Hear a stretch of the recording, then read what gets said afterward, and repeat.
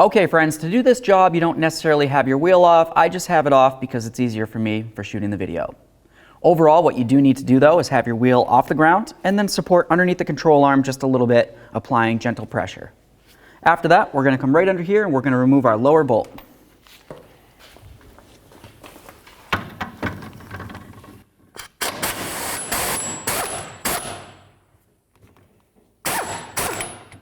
Move that bolt. Now the next thing we need to do is hold on to our shock and we're going to start removing our two mounting nuts.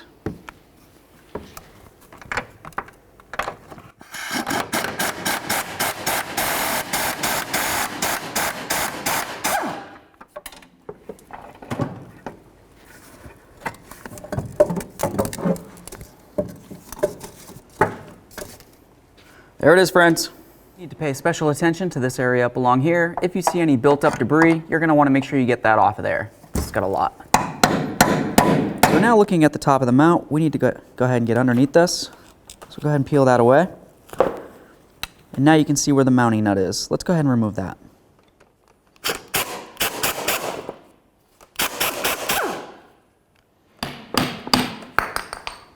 The next thing we want to do is take our mount.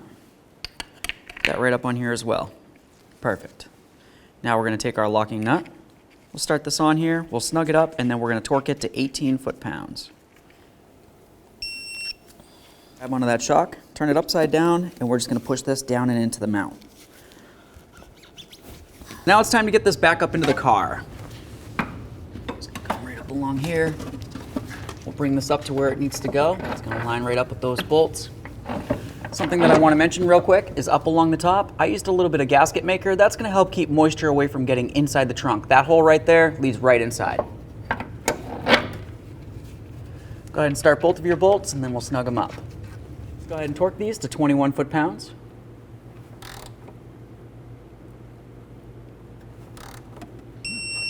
It's going to be time to go ahead and put in our lower bolt. Before we do that, you want to inspect it and of course clean off any debris that might be located on it. Before you go ahead and install it, assuming it looks good, go ahead and apply a little bit of red thread locker.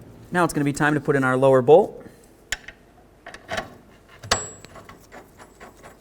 We'll start this in, snug it up, and then torque it to 75 foot-pounds. Let's get our jack out from under here.